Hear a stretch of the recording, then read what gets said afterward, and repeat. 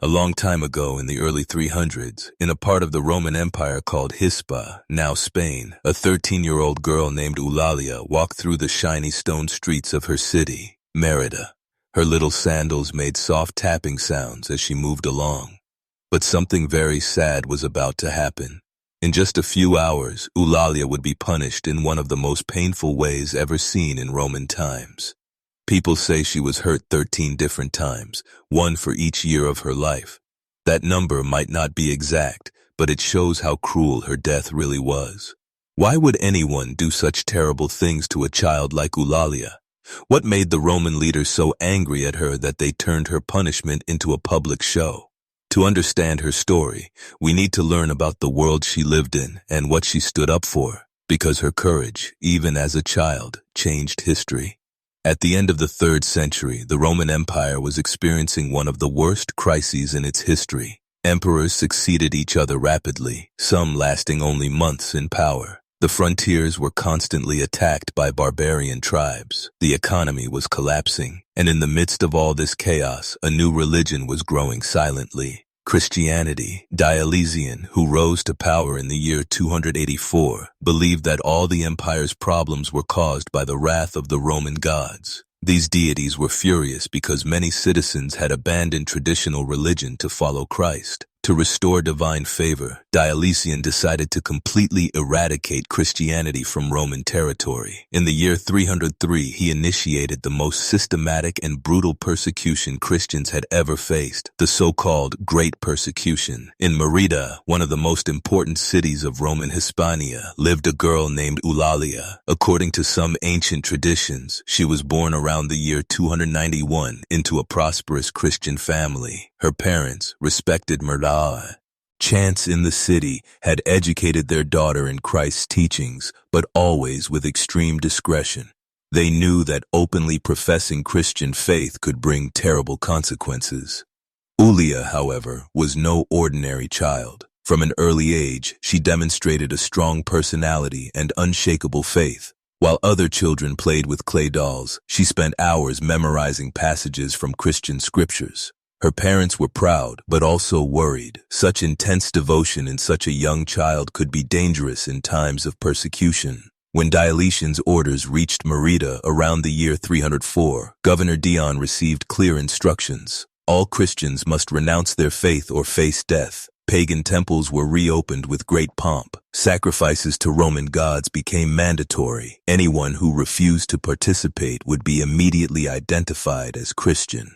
Eulalia's parents made a desperate decision. They took their daughter to a rural property outside the city, hoping she would be safe away from the authorities' eyes. But they underestimated the girl's determination. Eulalia did not want to hide. She saw persecution as an opportunity to demonstrate her faith, not something to be avoided. On a cold December morning in the year 304, Eulalia escaped from the rural property. She walked for hours along dusty roads until she reached Mérida's center. Her destination was not the family home, but Governor Diion's palace. The 13-year-old girl had decided to voluntarily surrender herself to Roman authorities.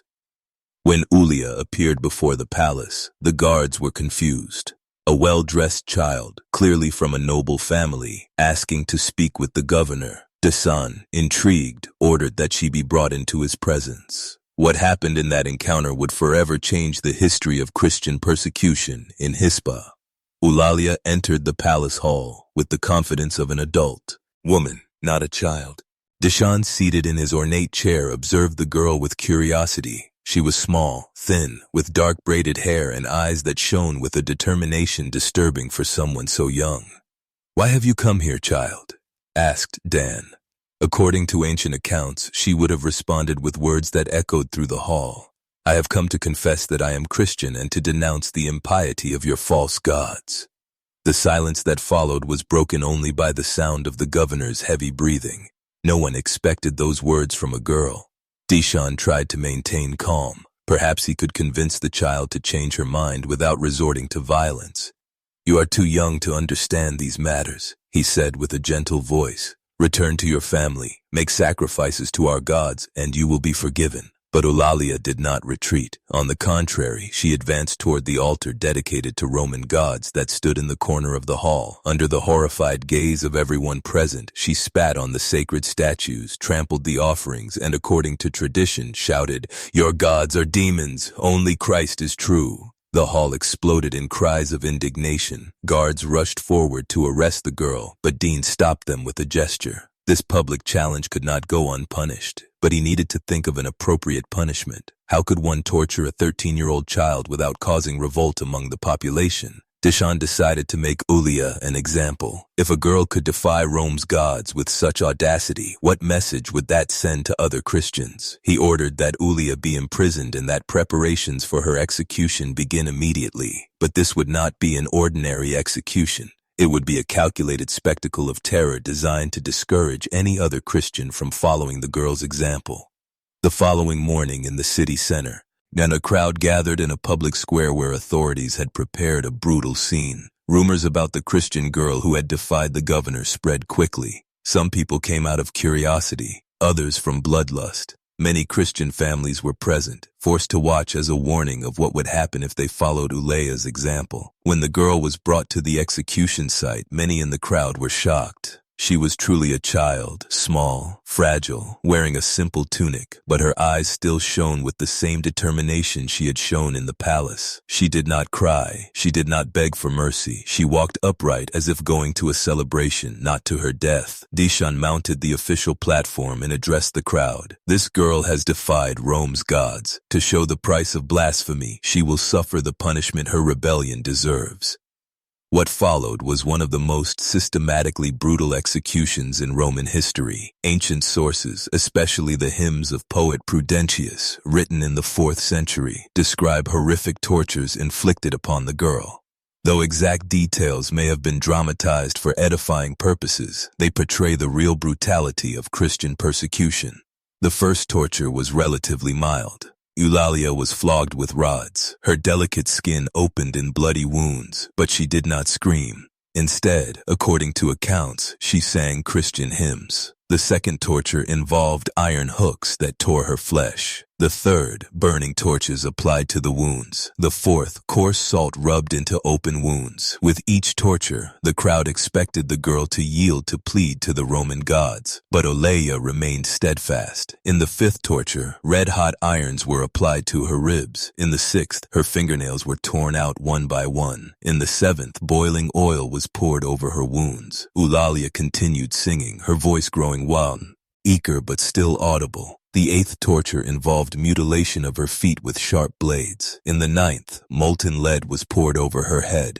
In the 10th, her hair was ripped out along with pieces of scalp. Some people in the crowd began to withdraw, unable to bear the spectacle. The 11th torture was particularly cruel. Iron hooks tore her breasts. In the 12th, burning coals were placed all over her body. Eulalia was still alive, but barely. Her small body had endured more pain than many adult warriors. The 13th and final torture would be the fatal blow. A pea had been prepared in the center of the square. Eulalia would be burned alive. Guards carried her to the PI. She could no longer walk and tied her to the central stake. When flames began to lick her feet, something extraordinary happened. According to Prudentius's ancient hymns, a white dove supposedly emerged from Eulalia's mouth at the moment of her death as a sign of her soul being received by God and ascending directly to heaven. Even the Romans present were impressed by the phenomenon described by the poet. Some interpreted it as a sign from the gods, others as proof of the girl's sanctity. But Eulalia's story did not end with her death. Her brutal execution, far from discouraging other Christians, had the opposite effect. The courage of a 13-year-old girl inspired adults throughout Hispania. Instead of renouncing their faith, more people converted to Christianity. Eulalia's sacrifice had become a symbol of resistance against Roman oppression. Dan, realizing his strategy had failed, forbade any mention of Eulalia's name. He ordered her body to be left at the execution site to be devoured by wild animals. But during the night, courageous local Christians secretly recovered her mortal remains and buried them outside the city. In the following years, Eulalia's tomb became a place of pilgrimage.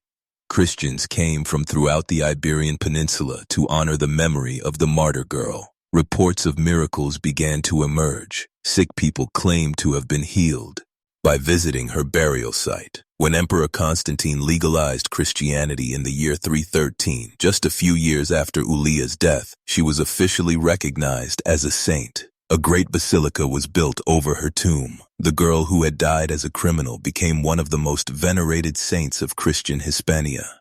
Poet Prudentius in the 4th century immortalized her story in verses that are still read today. His poetic description of Eulalia's martyrdom transformed the girl into an eternal symbol of courage and unshakable faith. Though some details may have been embellished for devotional purposes, the core of the story remains. A 13-year-old child preferred to die rather than renounce her convictions.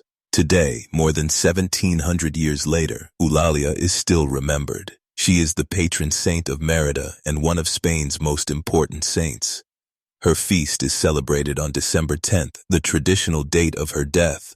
The basilica built in her honor still receives thousands of pilgrims annually. The story of Saint Eulalia leaves us with a disturbing reflection. How could a child of only 13 years demonstrate more courage than many adults? Her brutal death reveals humanity's capacity for both extreme cruelty and heroic resistance. It reminds us that age does not determine strength of character, and that sometimes the most powerful examples come from the most unexpected places. The girl who defied an empire and paid with her life transformed her death into victory. Eulalia did not merely die for her convictions, she made them immortal. Her legacy crossed centuries, inspiring generations of people to maintain their convictions even in the face of the most extreme adversity.